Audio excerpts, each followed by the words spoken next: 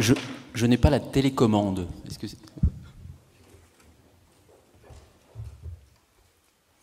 il m'avait dit qu'il descendrait une télécommande. Pour passer les diapos, ça peut être pratique. Non, c'est pas ça. Il m'avait dit qu'il la descendrait. Oui. C'est lui qui passe les diapos? Oui, peut-être. Non, mais il m'avait dit qu'il... Ah, il arrive. Salut Jean-Pierre. Tu es là? Je peux normalement les poser ici. Non, il arrive, regarde.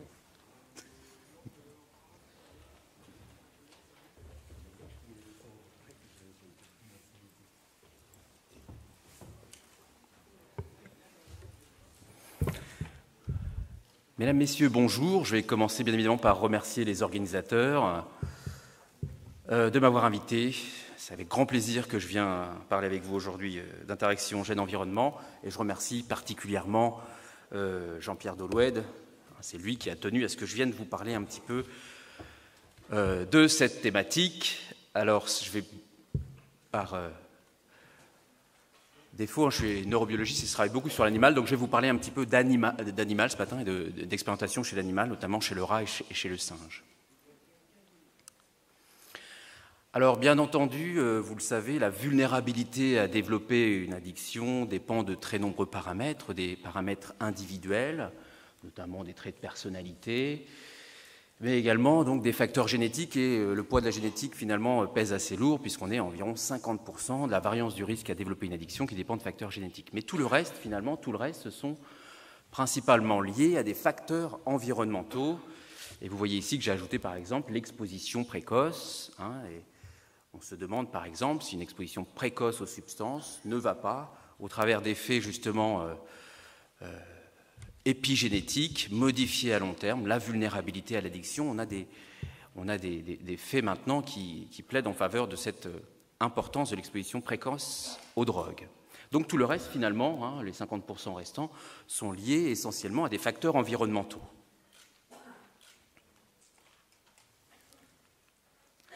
Alors vous connaissez bien le dogme. Le dogme, c'est que tout est gouverné finalement par notre génome, notre séquence d'ADN, nos gènes, qui vont donner des protéines, et ces protéines vont être responsables de ce qu'on appelle le phénotype, notre anatomie, notre physiologie, nos comportements. Et puis, vous voyez ici qu'intervient maintenant dans la chaîne une nouvelle dimension qui vient compliquer un petit peu tout ça, et c'est ce qu'on appelle l'épigénome. L'épigénome, ce sont tout simplement des modifications chimiques de l'ADN, ou bien des molécules sur lesquelles s'enroule notre ADN. Et on sait que ces marques, on parle de marques épigénétiques, d'épigénome, vont interférer avec l'expression des gènes. Et donc on a un switch ici, un relais, où on peut modifier comme ça la prédisposition génétique. Et l'intérêt de tout ça, c'est qu'on s'est aperçu ensuite que cet épigénome était contrôlé par des facteurs environnementaux, comme peuvent l'être ici, vous voyez, exposition à de stress, des facteurs nutritionnels, des toxiques, qui peuvent donc modifier cet épigénome, qui peuvent donc avoir un impact, ici, ces modifications, sur l'expression ou non des gènes.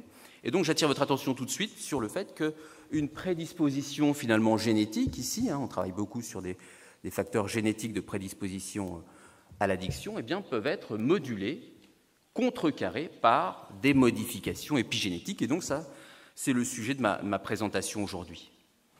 Alors j'aime bien revenir sur cette devise un petit peu. Finalement, on comprend tout l'intérêt de l'épigénétique, c'est-à-dire que la génétique, c'est finalement les balles dans le chargeur, mais en fait, ce qui va être un facteur déclenchant très important sur l'apparition de certains processus, ça va être l'environnement qui va appuyer ici sur la gâchette.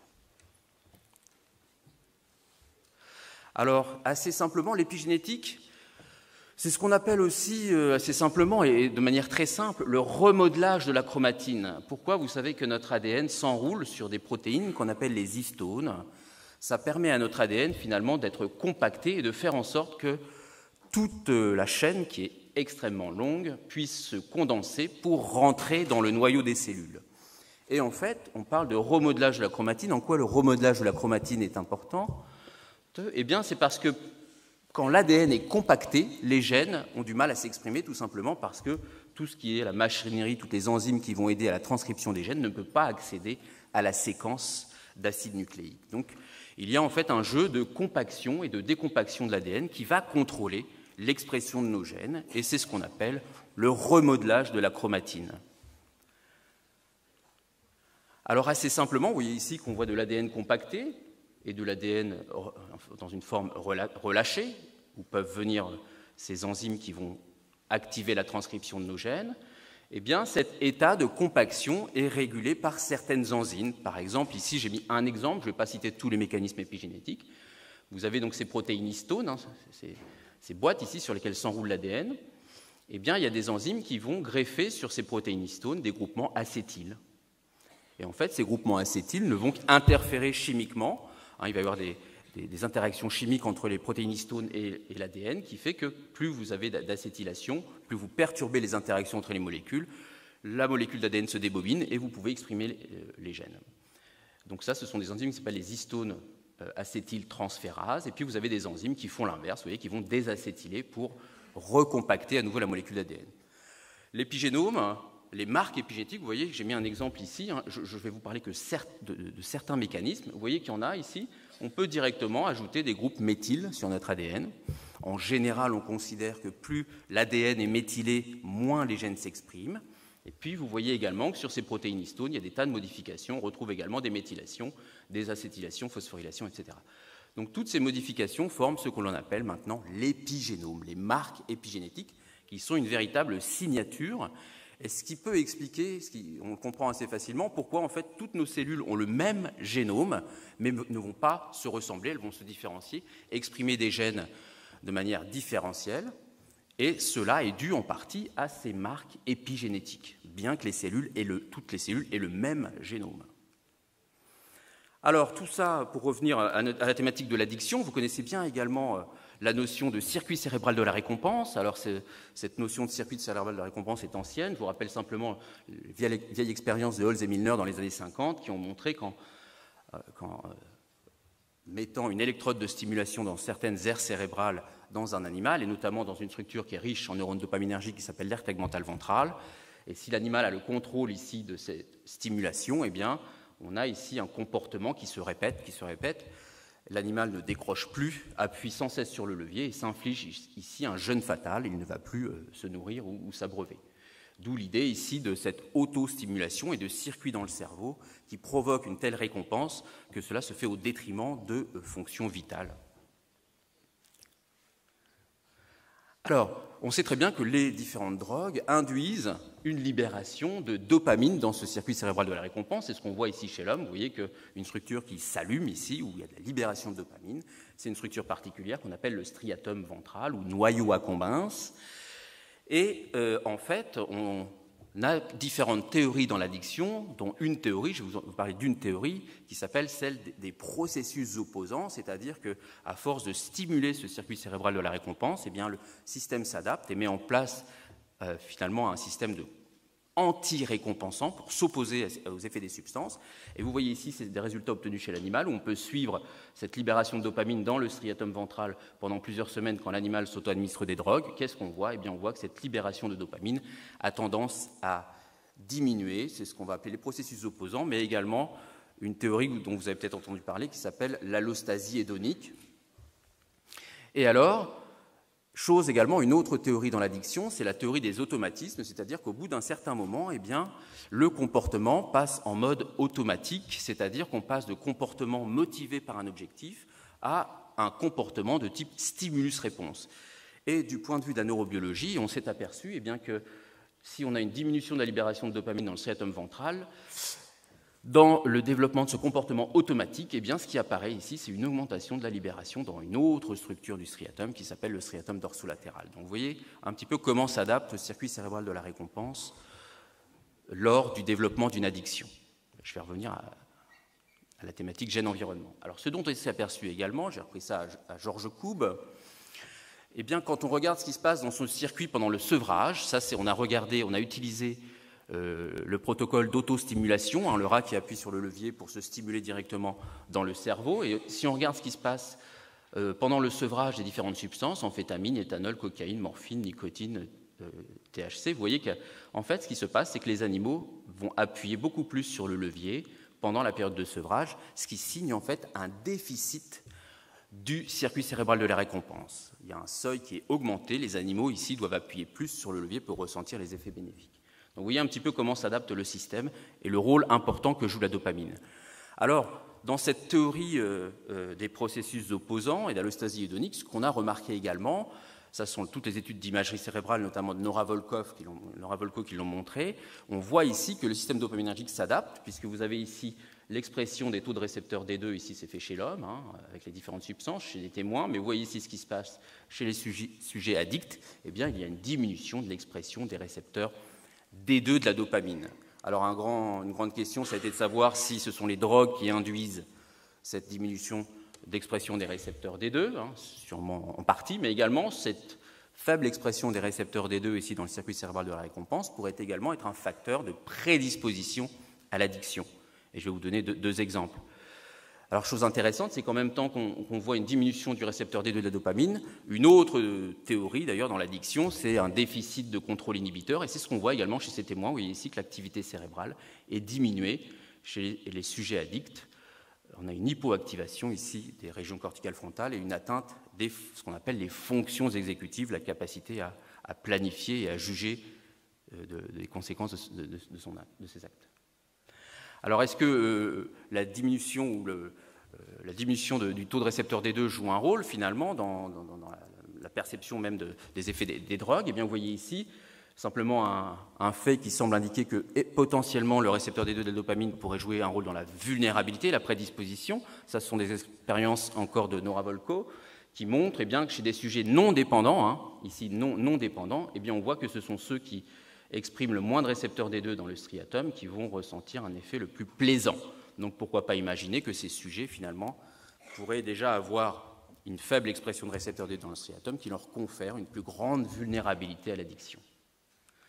Alors simplement, un autre exemple, c'est ici, ça semble un petit peu confirmé dans des études. Ici, on a regardé dans des familles où il y a des alcooliques, l'expression des récepteurs D2 dans le striatum, et on s'est aperçu finalement dans des familles où il y a des alcooliques que ceux qui sont protégés vis-à-vis de l'addiction à l'alcool, ce sont ceux qui vont exprimer le plus de récepteurs D2 de la dopamine dans ce striatum.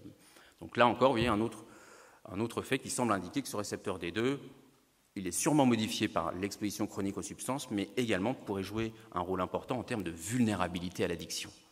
Alors j'en reviens à la thématique d'aujourd'hui sur l'interaction gène-environnement.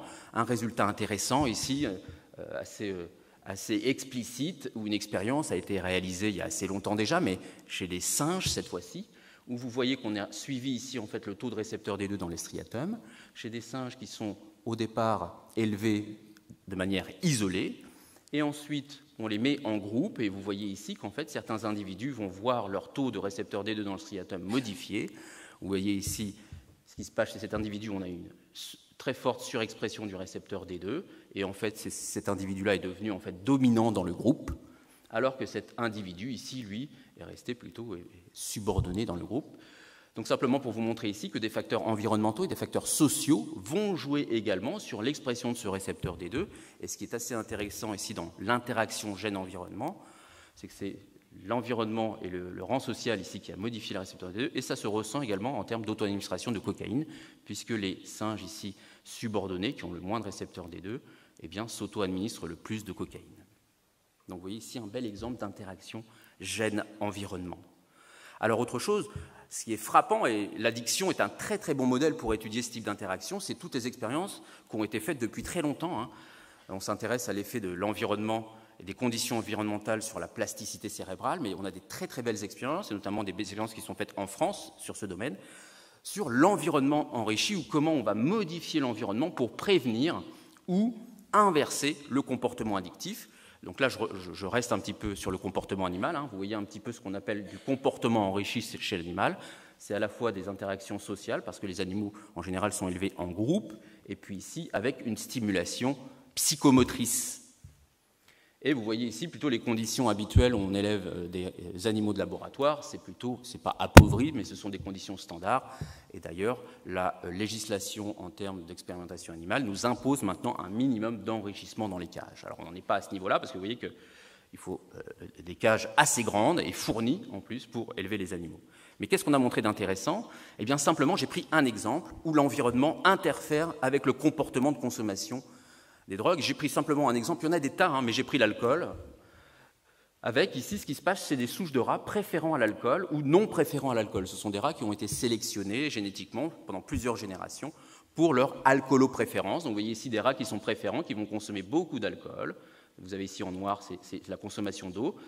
Les souches de rats non préférents, qui ne consomment pas du tout d'alcool. Et ça, c'est ce qu'on obtient dans les conditions standards d'élevage. Mais qu'est-ce qui se passe quand on enrichit leur environnement avec de l'interaction sociale, quand on les élève en groupe? Eh bien, vous voyez ici que les rats préférents diminuent leur consommation d'alcool. Il n'y a pas trop d'influence chez les rats non préférents, mais on a déjà une diminution de la consommation d'alcool. Et regardez ce qui se passe si on les élève dans un milieu enrichi à la fois de manière psychomoteur et sociale. Eh bien, on diminue quasi complètement leur alcoolopréférence. Donc, c'est quand même une prédisposition ici génétique qu'on peut complètement annulée par une modification de l'environnement.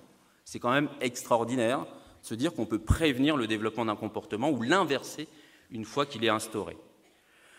Alors, vous me direz, l'environnement dans tout ça, que fait l'environnement? Eh bien, on s'est aperçu que changer l'environnement modifie énormément le fonctionnement cérébral et ça se répercute au niveau de comportement. Vous voyez ici des facteurs de risque liés à l'addiction.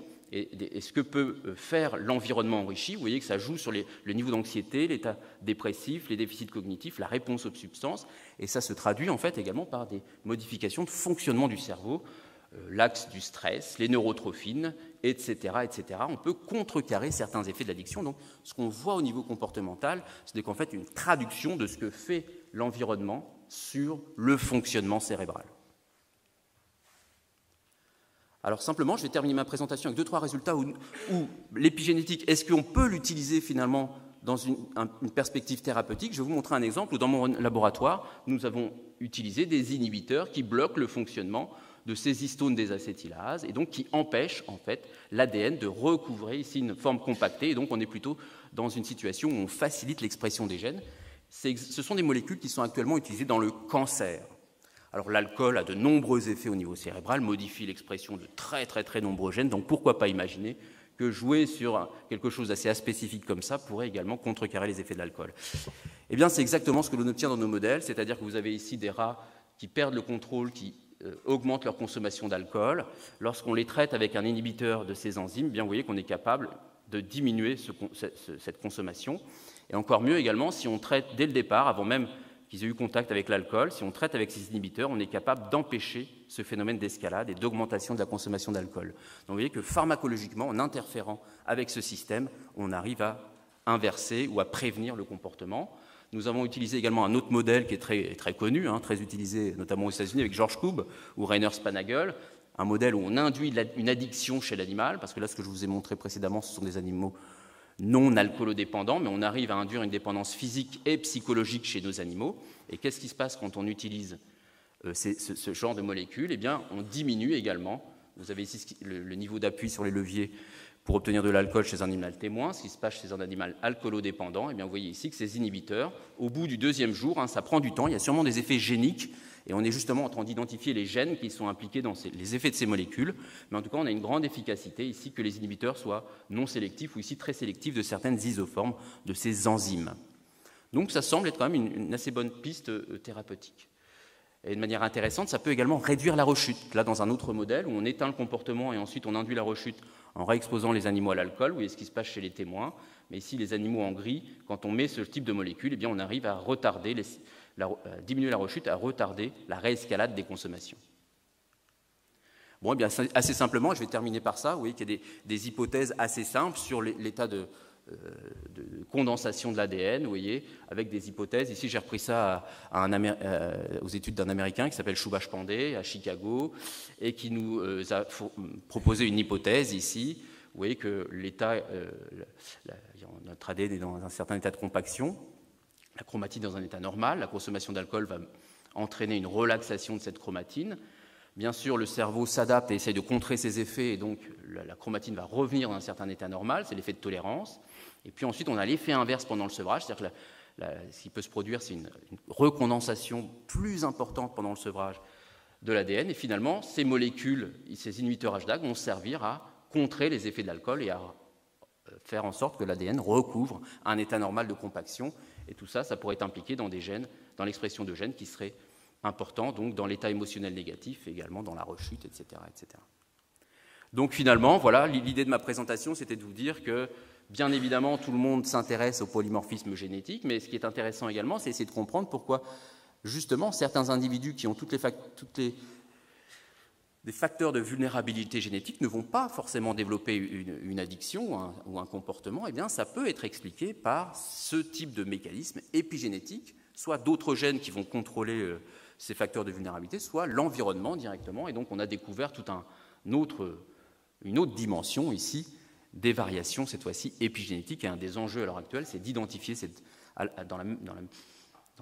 en même temps qu'on s'intéresse maintenant aux variations génétiques, on s'intéresse également aux modifications épigénétiques qui contribuent également à la vulnérabilité ou à la protection des individus. Et puis, bon, j'ai laissé ça parce qu'il y a sûrement aussi d'autres mécanismes qu'on ne connaît pas encore. Voilà, je vous remercie de votre attention.